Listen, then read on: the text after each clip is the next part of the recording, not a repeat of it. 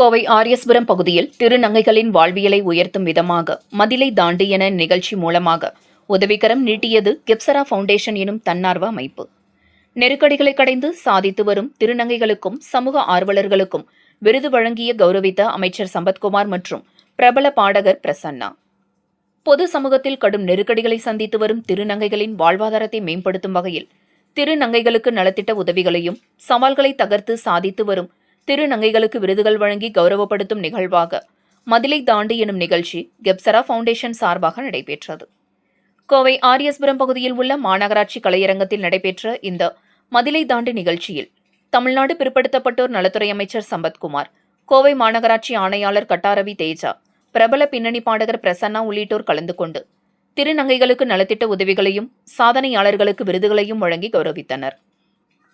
தமிழ்நாட்டின் முதல்வர் ஜோசப் விஜய் அவர்களின் தாயார் ஷோபா சந்திரசேகர் காணொலி காட்சியின் வாயிலாக விழாவில் வாழ்த்துரை வழங்கினார்.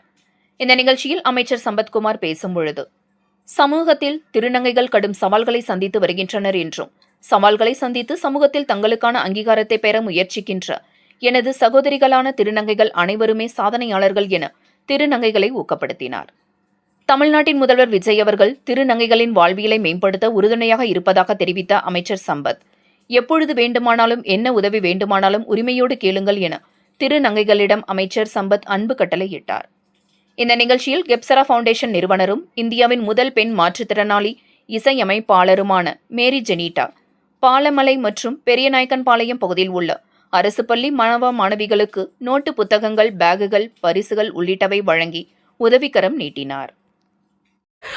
எல்லாருக்கும் வணக்கம். This is Mary Jenita, founder of Kepsara foundation. இன்னைக்கு ஜூன் மாதம் 27ஆம் தேதி 2026 ஒரு கூட்டம் சமுதாயத்துடைய தலையெழுத்தை மாற்றக்கூடிய, ஒரு சரித்திரத்தை மாற்றக்கூடிய ஒரு ஃபர்ஸ்ட் ஸ்டெப்பை கெப்சரா ஃபவுண்டேஷன் எடுத்திருக்கு. இந்த ஃபர்ஸ்ட் ஸ்டெப்போட பேர் மதிலை தாண்டு, கிராஸ் த வால் அப்படின்னு. அப்போது பிறப்பில் யாரும் திருநங்கையா வரதில்லை. அவங்களுடைய உடலில் வர்ற மாற்றங்களினால அவங்க திருநங்கையா மாற்றப்படுறாங்க. அதனால சமுதாயம் நிறைய பேரை புறக்கணிக்குது. ஸோ நான் புறக்கணிப்புனா என்னன்னு தெரியும், பசினா என்னன்னு தெரியும். நான் பேசிக்காக யூனியன் பேங்க் ஆஃப் இந்தியாவில் மேனேஜராக இருக்கிறதுனால வேலை முடிச்சுட்டு வரும்போது நிறைய இந்த துடியலூர் பகுதிகளில், கோயம்புத்தூரில் அங்கங்கே நான் பார்த்துருக்கேன். நம்முடைய திருநங்கை சகோதரிகள் நிறைய பேர் ரோட்டோரங்களில் நிற்கிறத, ரோட்டோரத்தில் சாப்பாட்டுக்காக வாழ்வாதாரம் கரெக்டாக இல்லாததுனால ரோட்டோரத்தில் நிற்கிறது ஒரு தேசத்தினுடைய சாபம். அதை எல்லாரும் கருத்தில் கொள்ளணும்.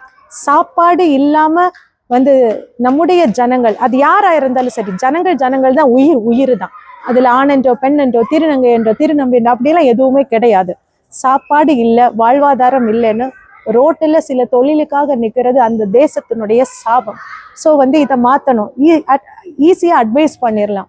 ஸோ இதை மாற்றுறதுக்கு என்ன சொல்யூஷன் அப்படின்னா, சும்மா இந்த ஃபங்க்ஷன் நாங்கள் பண்ணலை. எனக்கு பசி என்னான்னு தெரியும், பட்டினி என்னான்னு தெரியும், வறுமைனா என்னன்னு தெரியும். வறுமையின் காரணமாக நான் மாற்றுத்திறனாளியாக இருந்ததுனால போக்குவரத்து வசதி எங்கள் ஊரில் அன்னைக்கு இல்லை. அது கன்னியாகுமரி மாவட்டத்தில் ஒரு கடற்கரை மீனவ கிராமம். அங்கே போக்குவரத்து வசதி இல்லாததுனால என்னுடைய அப்பா மெல்கியாஸ் அவர்கள் மீன் பிடிக்கிற தொழில் செய்கிறாங்க. அவங்க என்ன 7 வயசுல சென்ட் சார்லஸ் ஹோம் அப்படிங்கிற ஒரு ஆர்ஃபனேஜில் கொண்டு விட்டாங்க. நான் வளர்ந்ததெல்லாம் மென்டலி சேலஞ்ச்டு மக்கள் கூட தான். நாங்கள் கொஞ்சம் பேர் மட்டும்தான் ஃபிசிக்கலி சேலஞ்ச்டு.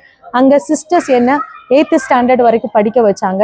அதுக்கப்புறம் 9th to 12th வரை நேசமணி கழகம் டிப்போவில் உள்ள டிரைவர்ஸ் கண்டக்டர்ஸ் படிக்க வச்சாங்க. ஸ்கோலி கிராஸில் காலேஜில் சிஸ்டர்ஸ் என்ன ஃப்ரீயாக படிக்க வச்சாங்க, பிகாம். அதுக்கப்புறம் MBA சத்யபாமா யூனிவர்சிட்டியில் மறைந்த டாக்டர் JPR அவர்கள் என்னை சத்யபாமா யூனிவர்சிட்டியோட சான்சலர் படிக்க வச்சாங்க.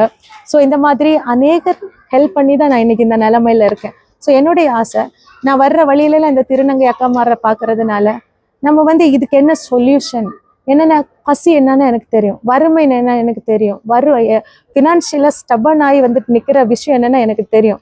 ஸோ இப்படி ரோட்டில் யாரும் நிற்கக்கூடாது. அதுக்கு நம்ம என்ன செய்யலாம்? கெப்சரா ஃபவுண்டேஷன் நாங்கள் அதுக்காக இந்தியாவிலேயே எந்த கம்பெனியும் தராத ஒரு சுவையில் நாங்கள் டிஃப்ரெண்டான பிக்கிள்ஸ் பண்ணுறோம். அந்த பிக்கிள்ஸை நாங்கள் கண்டுபிடிச்சி அந்த பிக்கிள்ஸை மேனுஃபேக்சரிங் பண்ணுறோம். நிறைய கால்சியம் ப்ரோட்டீன் ப்ராடக்ட் மேனுஃபேக்சரிங் பண்ணுறோம். அதுக்கப்புறம் கப்சரா ஃபவுண்டேஷன்லேயே நாங்கள் வந்து சின்னதாக கிளினிக் வச்சுருக்கோம். அதுலேயே வந்து நிறைய மருந்து மேனுஃபேக்சரிங் பண்ணுறோம். வெரிகோஸ் வெயின் இந்த மாதிரி நிறைய பைல்ஸ் வியாதிக்கானது, சோரியாசிஸ்க்கானது, இதெல்லாம் இந்த யூனிட் எல்லாம் எதுக்கு வச்சுருக்கோன்னா திருநங்கை சகோதரிகளுக்கு வேலை வாய்ப்பு கொடுக்க வேண்டும். ஸோ நாங்கள் ஒன்றை உண்டாக்கி வச்சுட்டு தான், ஒன்றை உருவாக்கி அவங்களுக்காக வேலை வாய்ப்பு கொடுக்குற நிறுவனத்தை உருவாக்கி வச்சுட்டு தான் இந்த மதிலை தாண்டு ஃபங்க்ஷன் அவங்களுக்காக பண்ணியிருக்கோம். அப்புறம் இன்னொன்று, திரும்பவும் படிக்கணும்னு ஆசைப்படுறவங்கள கப்சரா ஃபவுண்டேஷன் கண்டிப்பாக வந்து அவங்களுக்கான படிப்புக்கான கல்விக்கான முயற்சியை நாங்கள் எடுப்போம். அதுக்கப்புறம் வந்து அடையாள அட்டை, இவங்க திருநங்கையா மாறுறதுக்கு முன்னாடி இவங்களோட ஐடென்டிட்டி வேறையா இருக்கும். திருநங்கையா மாறினது பிறகு வந்து இவங்களோட ஐடென்டிட்டி வேறையா இருக்கும்.